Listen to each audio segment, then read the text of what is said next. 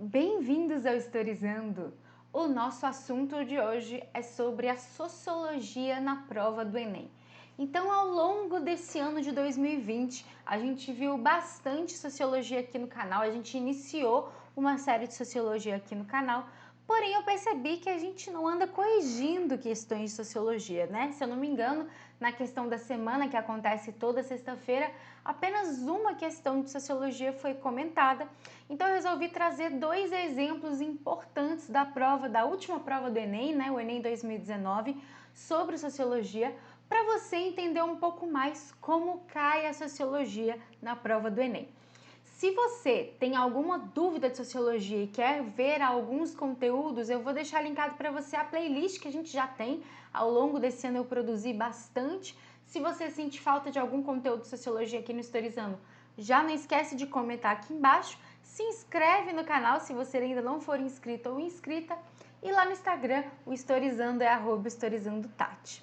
Então vamos a uma questão aí, nós vamos na verdade corrigir duas questões hoje do Enem de 2019. Eu vou comentar um pouquinho para vocês sobre essas questões, como cai sociologia na prova do Enem, combinado?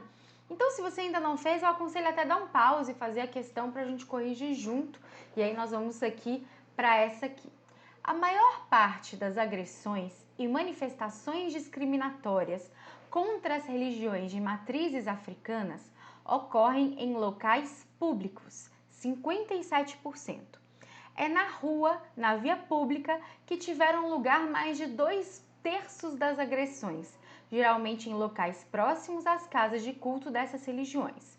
O transporte público também é apontado como um local em que os adeptos das religiões de matrizes africanas são discriminados, geralmente quando se encontram paramentados por conta dos preceitos religiosos. Tati, o que significa paramentados? Quando eles estão ali com alguma vestimenta, com algum objeto com relação à questão religiosa, combinado? Então vamos lá. As práticas descritas no texto são incompatíveis com a dinâmica de uma sociedade laica e democrática. Por quê? Vamos lá, primeiro, porque aqui a gente está conversando sobre sociologia. A gente está falando de questões sociais, principalmente voltadas a uma questão de minorias, né? A gente já viu aqui no canal sobre minorias que não necessariamente uma minoria quer dizer em número, mas quer dizer em acesso, em direitos, etc. Além disso, a gente está vendo aqui uma questão de intolerância, de preconceito, combinado? Então é o seguinte, a primeira dica, né, que ele está falando assim, ó, as práticas descritas são incompatíveis com a dinâmica de uma sociedade laica e democrática. Por quê? Se é incompatível com uma sociedade laica e democrática, é algo bom, né, algo positivo ou algo negativo? Provavelmente negativo, que está falando de uma questão de preconceito, né? Então, olha a letra A, por exemplo. A letra A está indo contra o que está sendo pedido. Asseguram as expressões multiculturais. Asseguram? Se está tendo preconceito, se está tendo agressão, se está tendo violência, vai assegurar essa expressão? Não, pelo contrário. Então, aí é um distrator que está contradizendo, né? Se você não observa o enunciado da questão, se você não sabe o que está pedindo da questão, você pode marcar essa, porque, por exemplo, se na sua cabeça você fala assim, mas assegurar a expressão multicultural é o que vai melhorar essa situação. Tá, tem a ver com o texto, mas não é a pergunta. Letra B.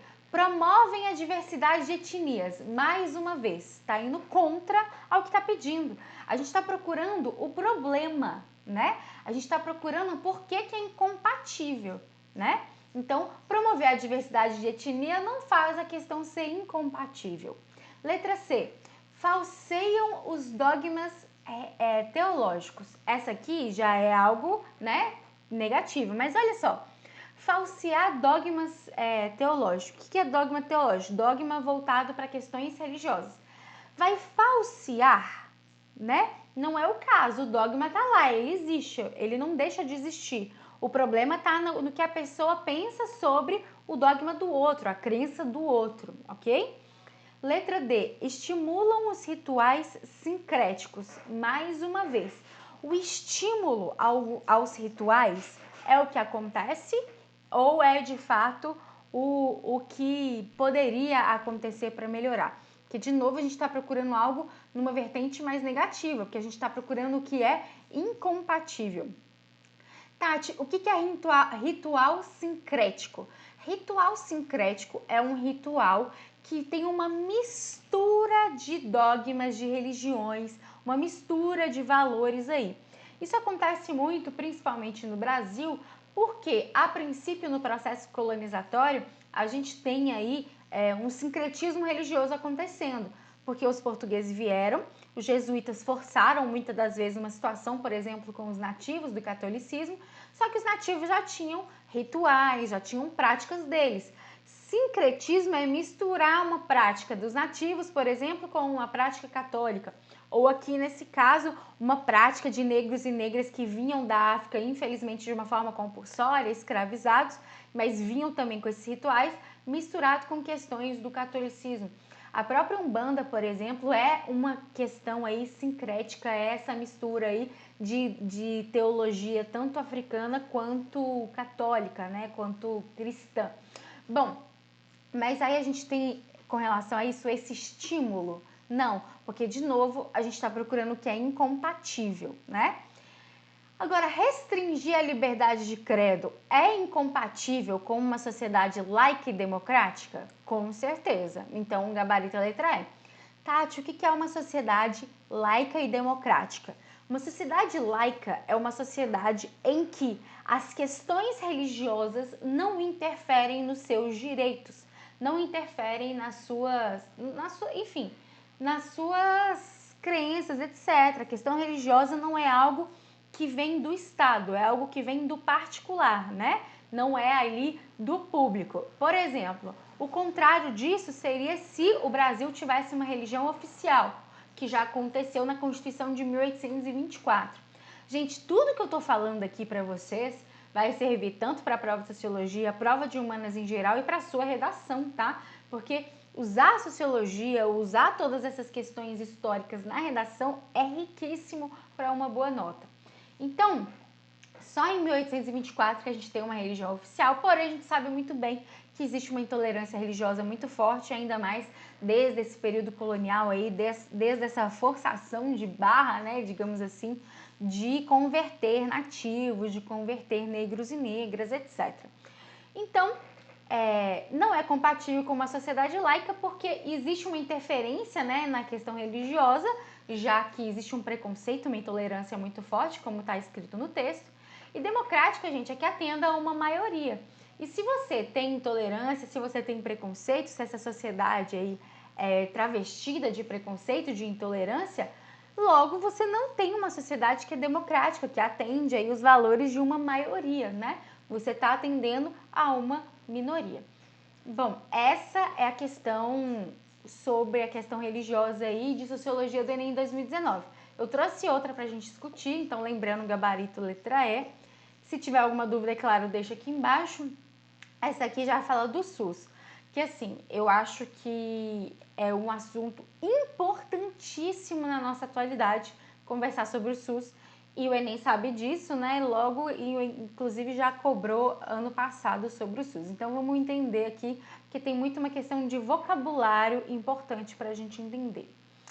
A criação do Sistema Único de Saúde, o SUS, como uma política para todos, constitui-se uma das mais importantes conquistas da sociedade brasileira do século XX. O SUS deve ser valorizado e defendido como um marco para a cidadania e o avanço civilizatório. A democracia envolve um modelo de Estado no qual políticas protegem os cidadãos e reduzem as desigualdades. Acabamos de falar de democracia. Observe como é um tema muito recorrente.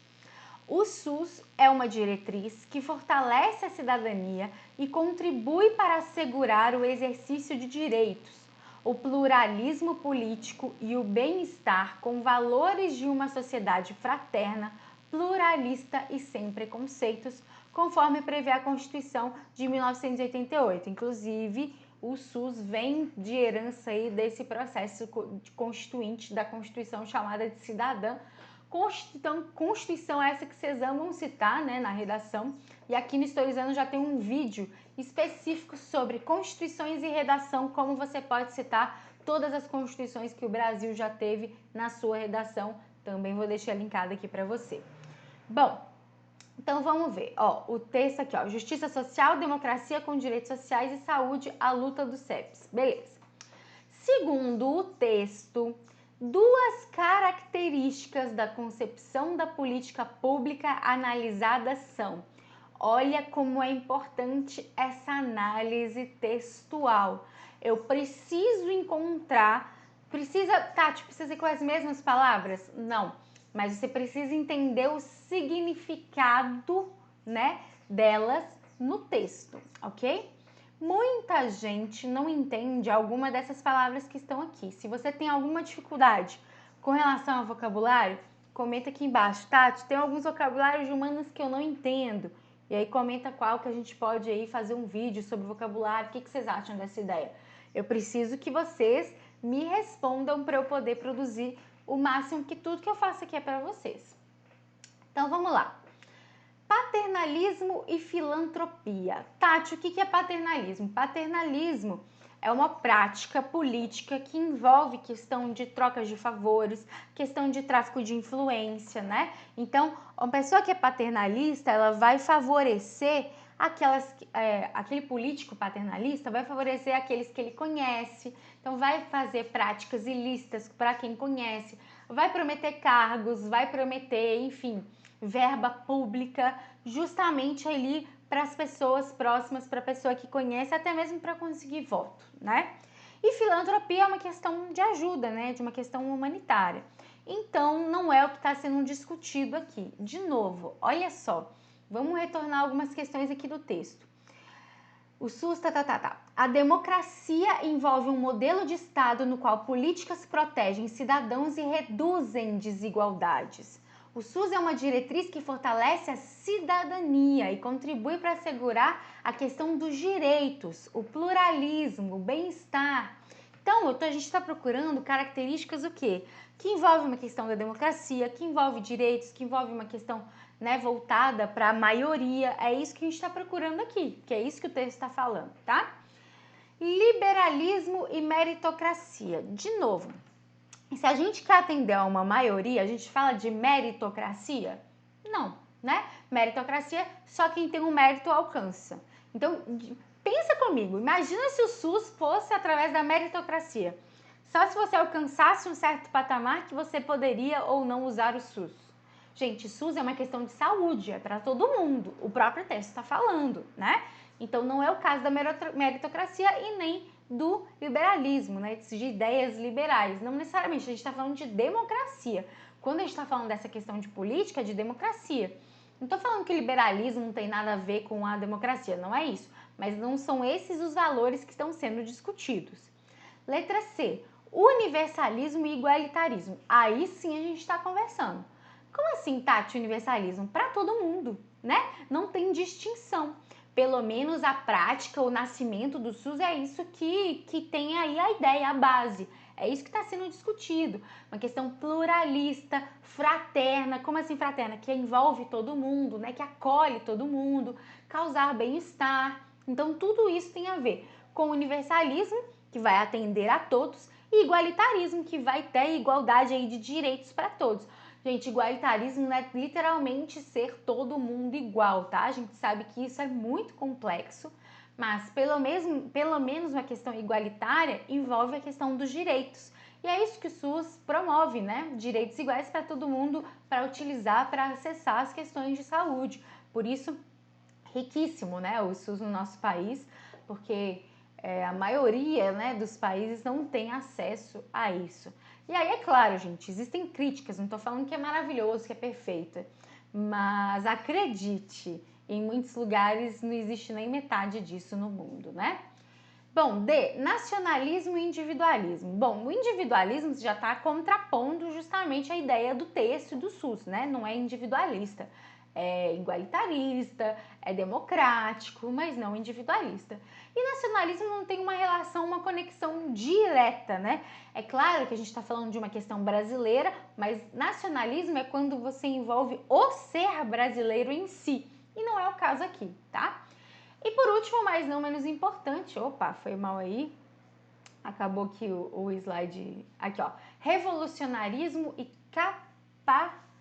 coparticipação, desculpa, revolucionarismo e coparticipação. Também não é o caso. Primeiro, revolucionarismo, né? Esse nome até é difícil a gente ver usar, né? A gente vê revolução. Revolucionarismo é um ideal, uma prática através da revolução, que não é o caso. Essa prática aqui envolveu através da democracia, da Constituinte, da Constituição, e não através de uma revolução, né? O SUS, pelo menos o que está sendo discutido aqui. E coparticipação, aí tudo bem, pode ser um termo utilizado para falar, né, de todos, da participação de conjunta, mas o revolucionarismo não encaixaria aqui. Então, a letra C, com certeza, é a mais próxima do que está sendo discutido no texto. Observem, gente. Segundo o texto. Galera, seguinte. Muita gente me pergunta, Tati, como identifica a questão fácil, média e difícil? É muito difícil, na hora que você está fazendo a prova, identificar essas questões. Muito difícil, tá? Ainda mais que, tipo assim, você vai gastar muito tempo para tentar identificar. A melhor forma de identificar se é fácil ou difícil é você vendo a questão, se você entende, compreende ela ou não. Se você não compreendeu, provavelmente ela é difícil, né? Na primeira leitura, provavelmente ela é difícil, então deixa para depois. Mas, olha só, toda vez que fala segundo o texto, a questão que é de você sobre o texto, ela não quer muito além disso. Claro que seus conhecimentos precisam também, né, ser amplos. Por exemplo, aqui, ó, é um conhecimento de vocabulário bem amplo que você tem que ter. Mas se é segundo o texto, a chance de ser uma questão fácil é muito grande, porque não está querendo muito além de você do que está ali, do que está escrito na prova. Então não desperdicem essas questões. A gente já viu aqui no canal também sobre TRI, sobre questões fáceis, eu vou deixar linkado também para vocês. Então tem vários vídeos aí já produzidos para vocês. Então dá uma olhada nisso, ainda mais essa reta final, é importante a gente treinar o nosso olhar. Combinado? Gente, seguinte, eu estou aderindo às sugestões de vocês, falta um mês aí para a prova, mais ou menos. E nessa reta final eu não sei se vocês preferem mais conteúdo, se vocês preferem agora concentrar nas questões, na prova em si. Então comenta aqui embaixo o que você prefere. Por favor, me ajude a te ajudar nessa reta final, tá? Nós temos aí todas as outras redes sociais, Instagram, Twitter, TikTok. Me acompanhem por lá também. As lives de revisão vão continuar acontecendo, mas aí eu e o Pedro nós vamos fazer no ano que vem já, né? Imagina, a gente já tá falando de ano que vem, mas a gente vai continuar, né? Pela primeira vez aí em muito tempo, o Enem é em janeiro, né? Isso não acontece.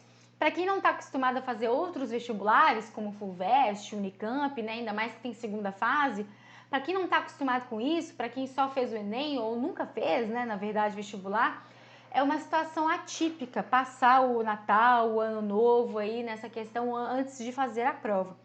Mas o principal é ter tranquilidade, equilíbrio nesse momento. Não vai ser agora você devorando tudo, ficar sem dormir que vai fazer a diferença. A diferença vai ser em você estudar, revisar o que é importante e descansar, porque saúde mental e física são essenciais para essa prova. Gente, a gente está falando também de uma prova de resistência que é o Enem, tá?